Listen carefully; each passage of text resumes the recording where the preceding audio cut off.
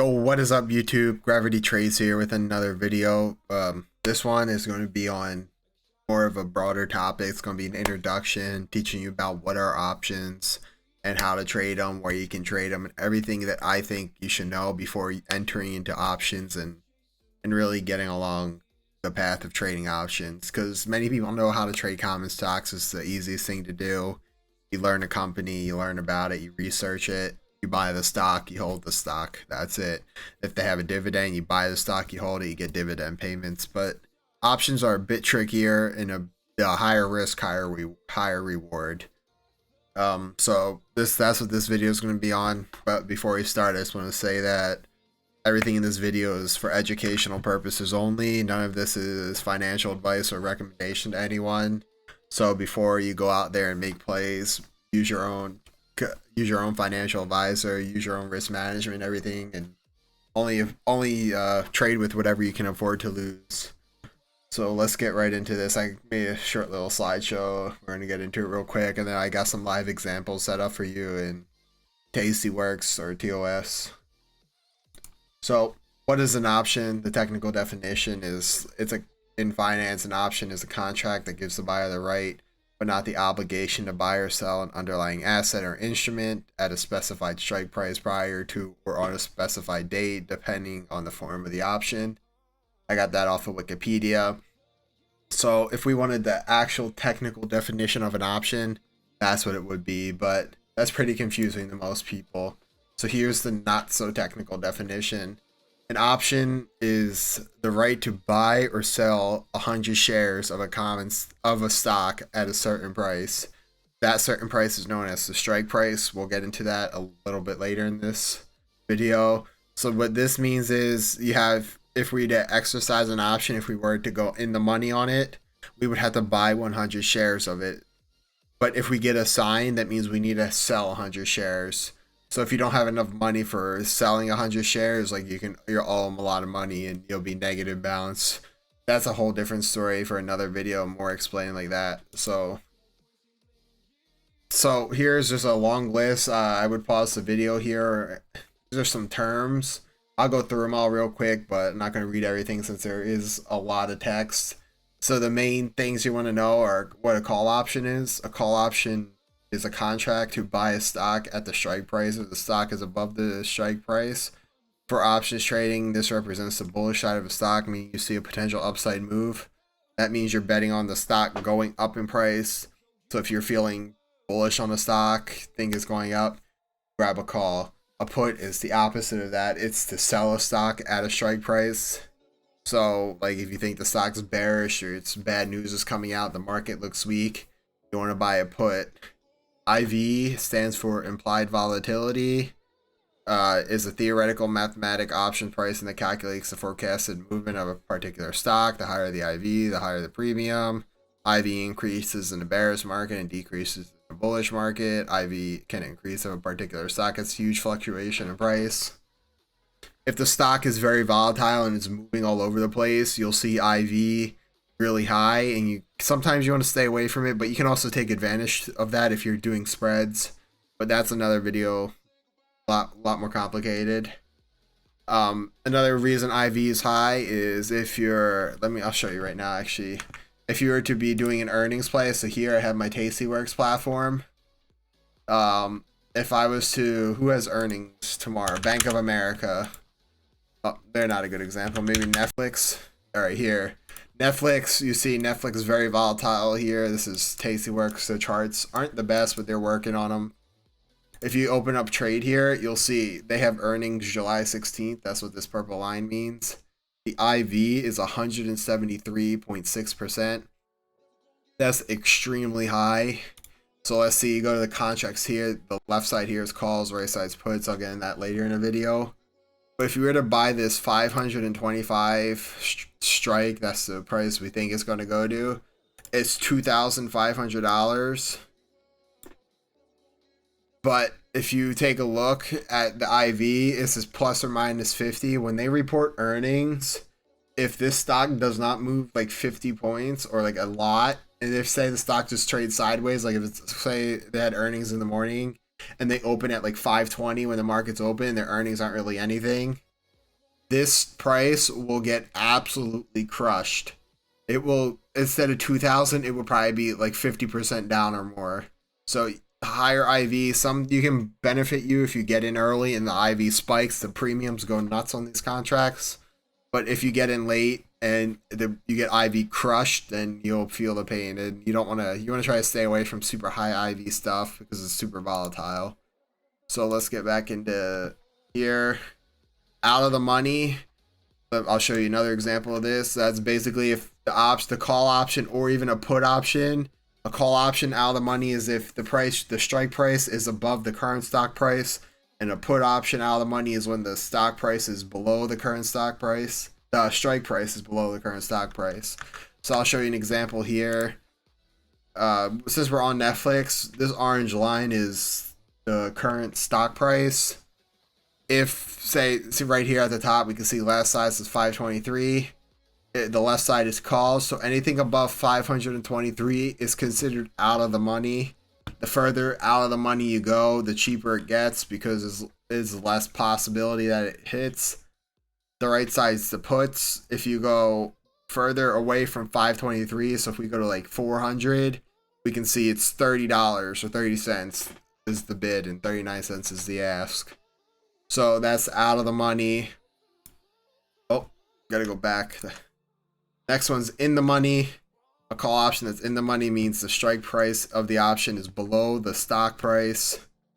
And the put option is when it's the strike price is above the stock price. So if we go, I'll show you an example. Same thing on Netflix. 523 was the last size. Anything below 520 on the call side, which is here on the left, it's considered in the money. That's why they're so expensive. Because if you can exercise this contract on expiration if it's still in the money, which is July 17th, and you can buy 100 shares of Netflix at $485, for example. And here on the put side, on the right, anything above 523 is considered in the money because the stock went down. So that right over here, you can same thing. You can exercise after the stock goes down. You can sell your 100 shares.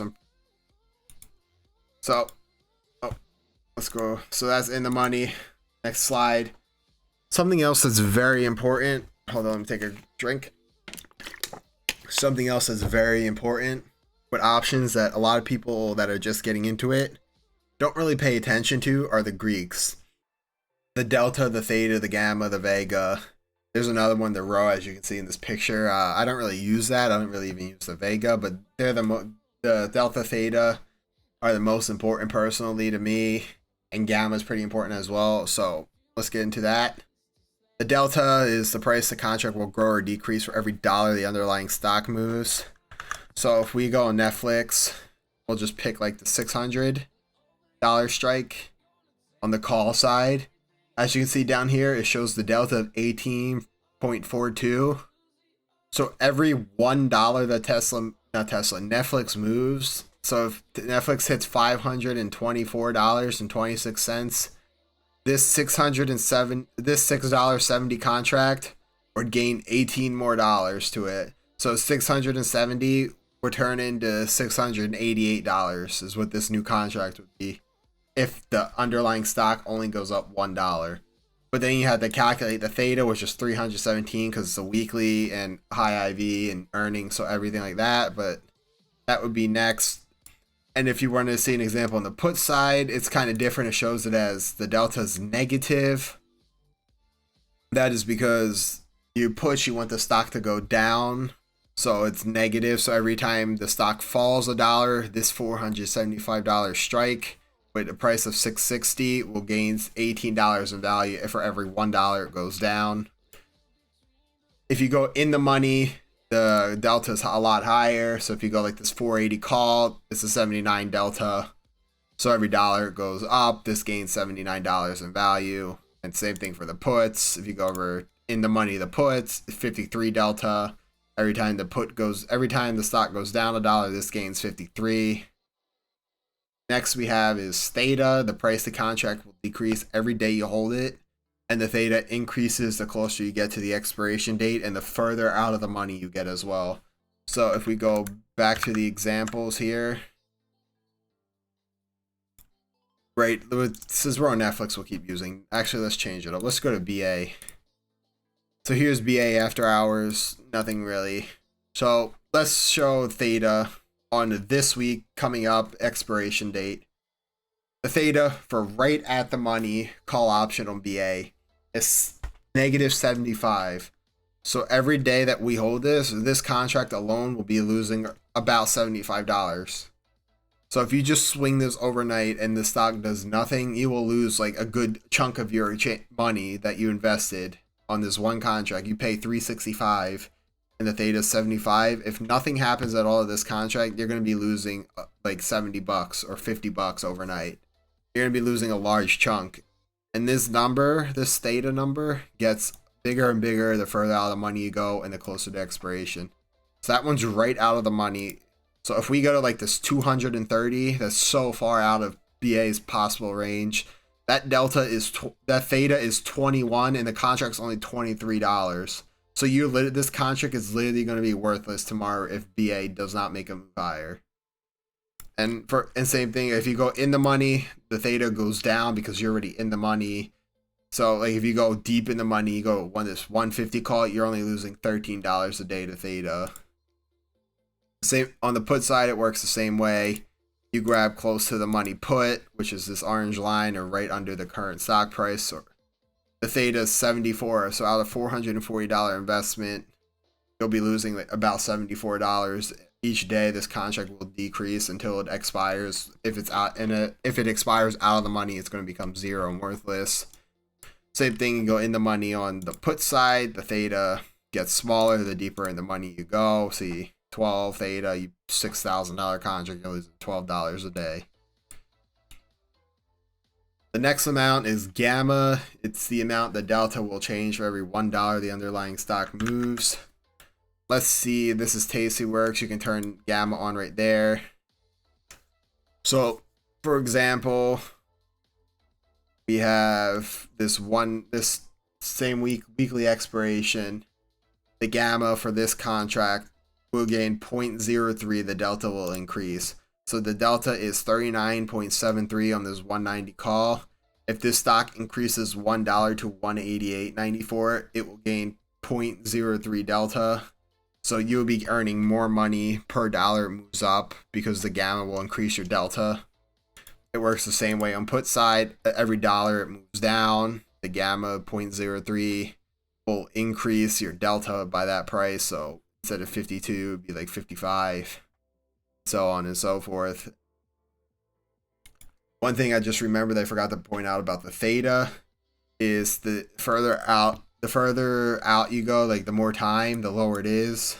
So if we were to buy this BA 2021 call right at the money, the Theta is only 9 and you have 184 days and you pay this giant premium, but you have so much time on it, so the Theta is low. But and same thing with the puts, 9 on the put side as well if you go right at the money. But as time decreases, if we even go to August, you can see that Theta goes from 9 to 24 in August. And then if we go to next week, that Theta is 47. But as next week gets here and gets closer, that Theta is going to keep going up and up and up and up until this contract is zero or in the money. The next one is Vega, the option sensitivity volatility. Vega indicates the amount of an option price changes for a given 1% change in implied volatility. I don't use Vega at all, but I can show you. This option price is going to gain 0.07 every time this implied volatility goes up 1%. I don't use that. I don't trade with it, so I can't really explain too much about it. And the last Greek is rho. I don't have it here. I don't know. I don't use it. I didn't really do it. It represents how sensitive the price of an option is relative to interest rates. I don't think that's useful to me, or option trading in general, but it probably is. People have strategies built around it. Next slide here is where can you trade options. You can trade on Robinhood, Webull, Thinkorswim, Tastyworks, E-Trade, almost any trading platform that allows for trading should have options on it. You may need like to level up your account or get some special but need to email them and whatnot to get all set up. Next major thing in options, I'm trying to speed through this, is cash account versus margin account. A cash account allows you to day trade without the PDT rule of 25K in your account. Like on Robinhood, if you're on there, you can only make 3 day trades every 5 trading days, and that really sucks. Sometimes you get stuck in positions and you can't close them, and they're up a lot. You wake up the next day and they're dead. You just lost a ton of money on it because you're stuck behind this PDT rule and you don't have 25K to trade with. The downside of a cash account is you can't trade spreads or the advanced strategies. You can only buy naked calls or puts. So you can't like buy a call and then sell a call at the same time, and spreads like that. You have to buy the call, and then once you're happy with the profit, you sell that call that you already bought, that you already own, or you do the same thing with the puts. A margin account, on the other hand, it's limited to 3 day trades every 5 trading days, unless you are over the pattern day trader rule, which is over 25,000 in your account. It allows for spreads and advanced strategies, which are complicated and are going to be for another video. And you can also borrow money on margin to make trades, but you're still liable to repay that if you lose it. So I already went over this. What is a call option is when you think the stock price is going up. So let's say you want to expect BA to reach 200 by the end of the month. You want to purchase a call because that means you're bullish on the stock. So I'll give you a real example. So end of the month, July 31st, you think it's going to reach 200. Come to Tastyworks, you click on trade, you find the $200 strike, which you'll remember calls are on the left, puts are on the right. You find the 200, boom, it's right here. I usually like to check the volume on it. This 5K purchased just today, so a lot of people think it will hit 200, and then you just boom, you purchase it. This 865 turns into $865. That's the mid price, limit fill, and you'll be in BA there. What is a put option? If you think the stock is going down, you want to buy it, or if bad news came out, let's say something bad about Microsoft came out, you'll type up Microsoft up here, the ticker. What does it say? By next week, 205 by next week. Next week is July 24th. They have earnings coming up. So drop 205. Here's the 205 put, 1.1K traded today. Click on it. Get the mid price of 570. You can adjust the price or whatever you want. Usually the mid's a good fill because you can get filled close. Mid is good. That's usually what I do. Click review, send, boom, you'll be in a put option. And if Microsoft goes down, you'll make money. Every time it goes down $1, you'll make $43 on this contract. So that's how puts work. That's a quick example on Tasty. I'll do more examples and stuff and more of a walkthrough on Tastyworks in another video. So what I use for placing all my trades, I use Tastyworks platform because they have fast fills, cheap fees, they're reliable. I've been using them for such a long time. I have the referral link I use down below if you want to use it. You don't have to if you don't want to. And for my charting, I use Thinkorswim because they have really fast live charts, very customizable, large selection of indicators. Just one of the best charting platforms out there. So that's all I got for this video. That's just a quick overview or what are options. And yeah, I hope that helped you a little bit. I tried to make it quick because there's long videos out there, and I don't think any of you just want to sit through a very long video. So I tried to run through it as fast as I can, tell you all about the major topics and major things that you should know before entering your first option trade. If you have any questions or are confused about anything, please leave a comment down below, and I'll do my best to get back to you. And if there's a lot of the same comments, I'll make a whole different video on it and explain it slower and more in depth to you guys. So yeah, I appreciate you guys watching this video. Remember, like the video, comment, subscribe, and all that. It helps me out. Lets me know you guys like the video. Lets me know people are actually watching and my time's not going to waste. So yeah, I'll probably have another video out later this week. I don't know if it's going to be a market review or weekly market predictions, or maybe I'll do another Tastyworks walkthrough or something like that. So yeah. See everyone next video. Peace.